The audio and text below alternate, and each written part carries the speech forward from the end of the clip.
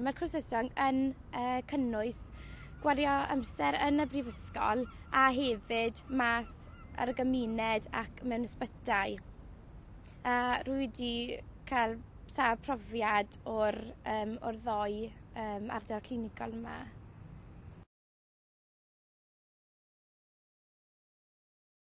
Mae'r pwysigrwydd o siarad Cymraeg yn anfodol i cleifion oherwydd mae rhai cleifion dim yn gallu trafod eu problemau yn eu mamiaeth nhw, sef y Gymraeg.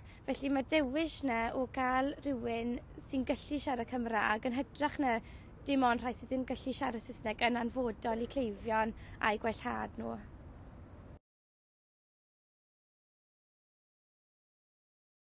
Mae fe'n bwysig i siarad Cymraeg, ond mae'n bwysig hefyd ac yn fantes i gael rhywbeth lawr ar bapur sydd wedi cadarnhau bod chi wedi astudio trwy gyfrwng y Gymraeg. Ac yn y byd gwaith, mae cael rhywbeth ychwanegol yna yn fantes dros ben.